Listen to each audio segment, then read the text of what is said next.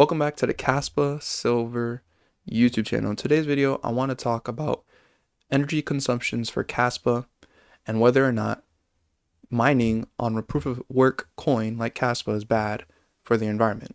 If you guys are new around here, consider leaving a like on this video and also subscribing to the channel because it helps support this channel and spreading education and serious opinion on Kaspa.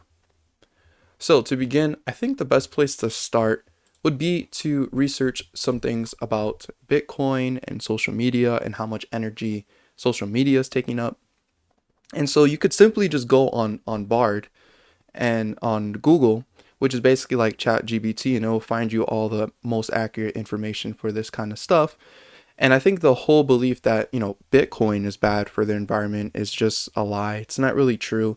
Essentially, it's just people who don't like Bitcoin. If you don't like Bitcoin, one of your arguments is it's bad for the environment. But when you really look at the statistics, it's contributing like less than 1% of gas emissions or energy to the environment. So it's pretty much not bad.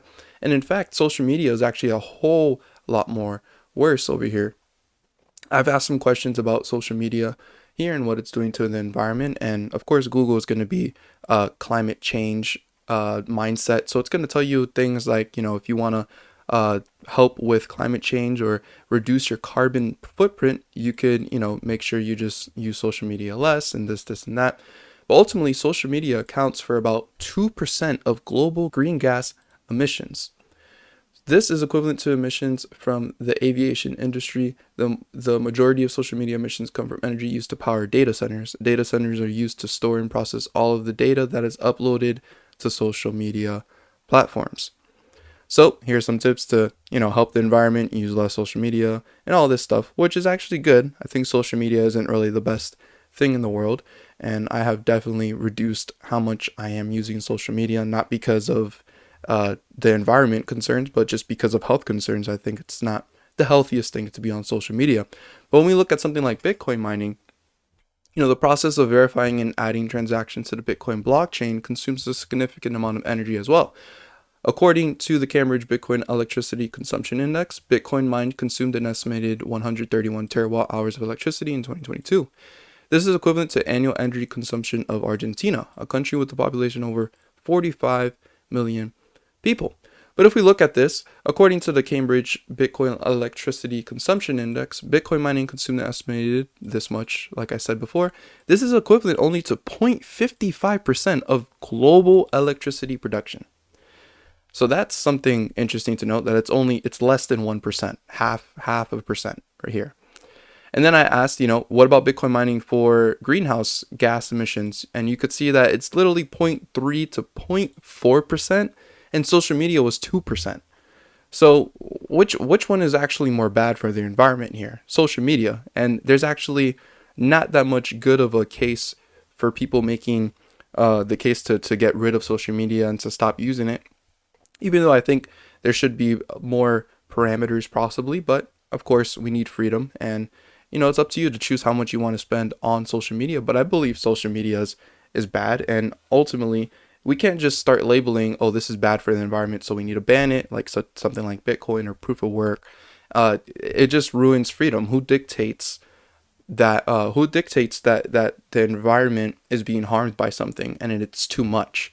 I mean, if they were going to go by actual statistics, social media is a lot more worse, and they're not calling for bans on it because of social media impact on the environment. They're not calling for that. They will call it for Bitcoin, but mainly it's because they just don't like Bitcoin.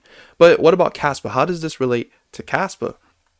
So you see, the thing is, Kaspa is built completely different from Bitcoin. Bitcoin is a normal blockchain proof of work system, but Kaspa has stepped in, and Bard even has information on Kaspa. And it says Kaspa is a cryptocurrency that uses the Ghost DAG protocol. The Ghost DAG protocol is more energy efficient alternative to the traditional proof of work protocol used by Bitcoin and other currencies. Kaspa mining is estimated to consume 100 times less energy than Bitcoin mining. This is because the Ghost Stack protocol does not require miners to compete for blocks. Instead, miners are rewarded for creating blocks that are consistent with the consensus of the network. And this is the thing, on the Ghost DAG network, which we can actually visually see that right here and how it's working. Instead of the blockchain, how it normally is going for one block in a straight path, and it takes 10 minutes on Bitcoin. On Kaspa, we have 1 block per second using a parallel kind of consensus here, and you could see it's called a ghost DAG, and it uses every single block. It never orphans blocks in the chain, and basically it just goes with the longest line of the chain here. And that's how mining is working on Kaspa. It's with a block DAG, not a blockchain. Completely different things here. Not only that, it was also the environment of Kaspa mining is significantly lower. This is a major advantage of Kaspa, makes it more sustainable for cryptocurrency. However, it's important to note that, of course, Kaspa is new, and over time it will increase over time, but it is still going to be a lot less than Bitcoin at all times. And usually people will say, well, there's proof of stake. Proof of stake is the alternative to proof of work. But why is proof of stake bad? What makes Kaspa so different than proof of stake coins that are actually fast, just like Kaspa, and they have smart contracts already? Well, you see, the problem is, for the first one here, proof of stake creates a rich get richer system. The more coins you hold and stake, the more voting power you have to create new blocks. These tokens also earn more coins through staking, since these individuals don't need to expend resources to stake, unlike mining.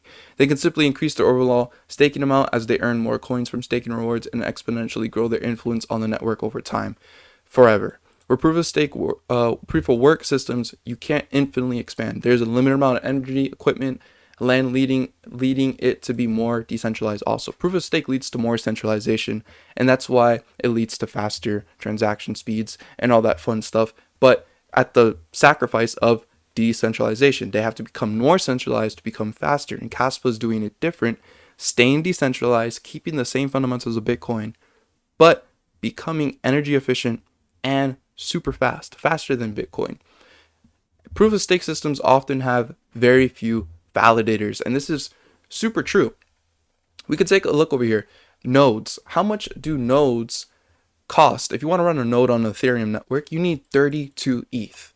Does the normal person have $60,000 at the moment sitting around to run an Ethereum node? No. So what happens? People decide to run staking ETH on things like Coinbase, Binance, and all these other companies. And then therefore you have these companies that are basically running the Ethereum network. And it's very easy for the government to come in and just simply say, hey, Binance, you're a security, you need to shut down all your services and stop offering staking services for the Ethereum network. And what's going to happen to Ethereum? It's going to tank, because now they can no longer stake the Ethereum, which is supposed to help the network continue and confirm transactions.